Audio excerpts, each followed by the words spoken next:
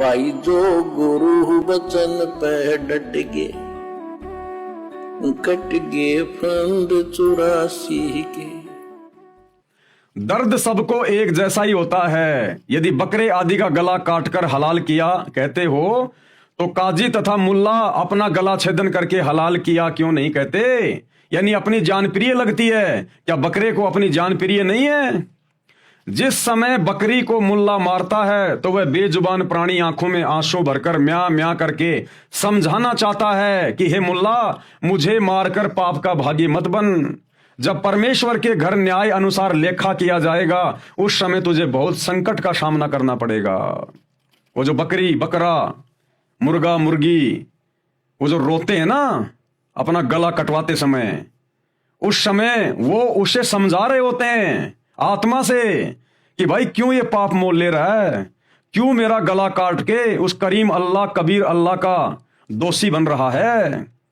तुझे सख्त से सख्त सजा मिलेगी। उस परमेश्वर की दरगाह में न्याय होगा, वहां तुझे दंड दिया जाएगा।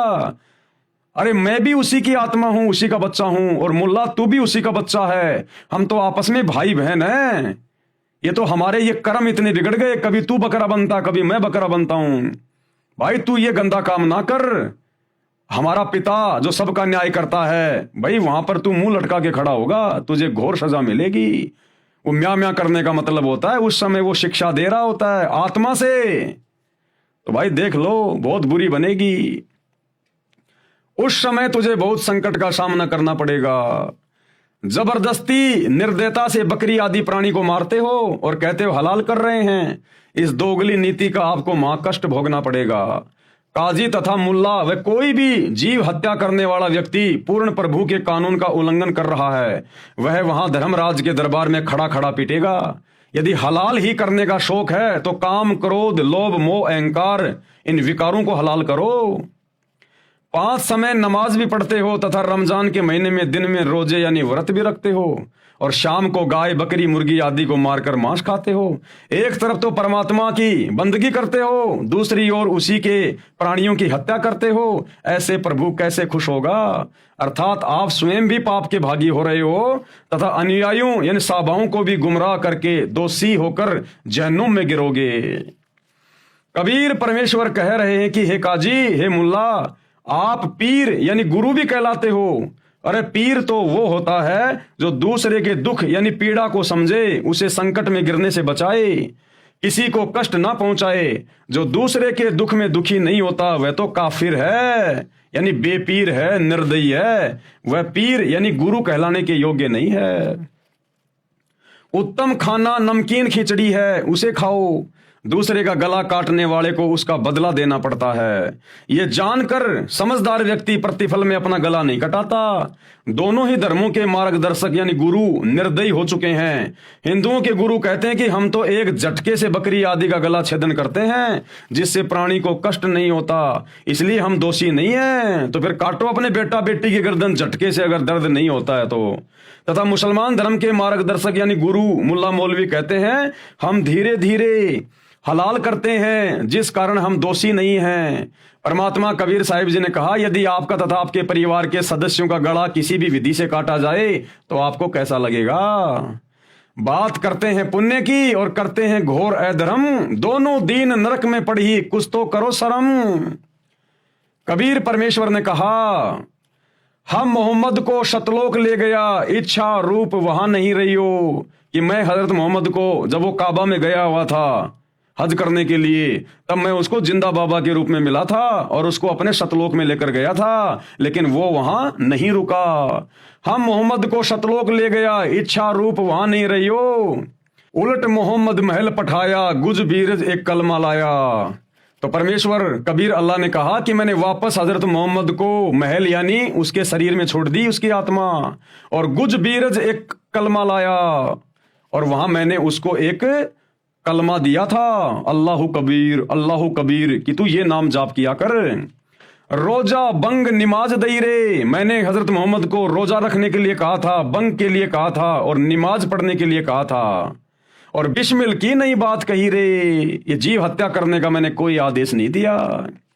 भावार्थ नबी मोहम्मद को मैं कबीर अल्लाह शतलोक लेकर गया था, परंतु वहां न रहने की इच्छा व्यक्त की, वापस मोहम्मद जी को शरीर में भेज दिया। नबी मोहम्मद जी को काल ब्रह्म से पर्दे के पीछे से जो आदेश मिला था, उस आदेश में काल ने भी रोजा बंग, ऊंची आवाज में प्रभु स्तुति करना तथा 5 समय की नमाज करना तो कहा था, परंतु गाय आदि प्राणियों को बिस्मिल करने यानी मारने को नहीं कहा। कुरान में बाद में फरिश्ते का आदेश लिखा है जो कि महापाप है।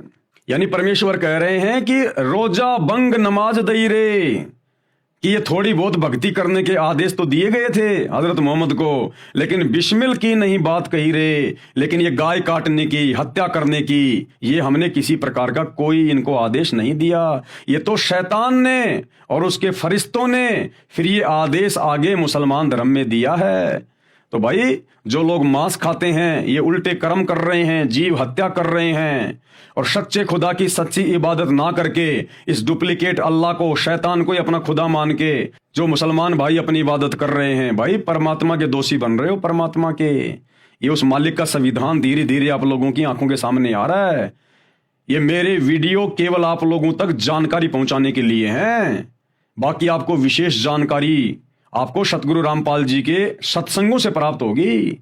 आपकी आत्मा पे विशेष चोट लगेगी, प्रभाव पड़ेगा, आपका हृदय परिवर्तित होगा जब आप सतगुरु रामपाल जी के मुख कमल से उनके सत्संग सुनना शुरू करोगे। ये हमारे द्वारा वीडियो बनाना तो केवल एक नॉलेज मात्र है, एक संदेशा है आप लोगों तक पहुंचा रहे हैं कि आप लोग सतगुरु रामपाल जी के सत्संग सुनना शुरू करें।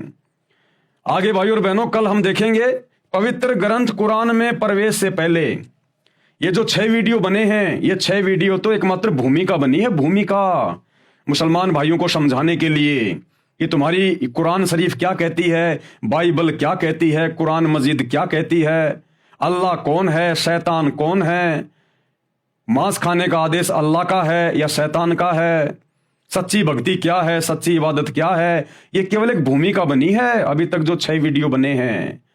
कल जो 7वां वीडियो आप देखेंगे रात्रि 8 बजे, तो परमेश्वर कह रहे हैं पवित्र ग्रंथ कुरान में प्रवेश करने से पहले ये आगे का जो ज्ञान है मुसलमान धर्म की पुस्तकों का, ये कल से शुरू होगा, कल से।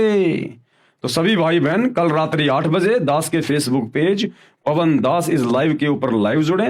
तब तक गुरुदेव भगवान हम सबको आज्ञा दें, इजाजत दें, सद्बुद्धि दें, आशीर्वाद दें। बंदी छोड़ अल्लाह कबीर, सतगुरु रामपाल जी परमेश्वर की जय हो।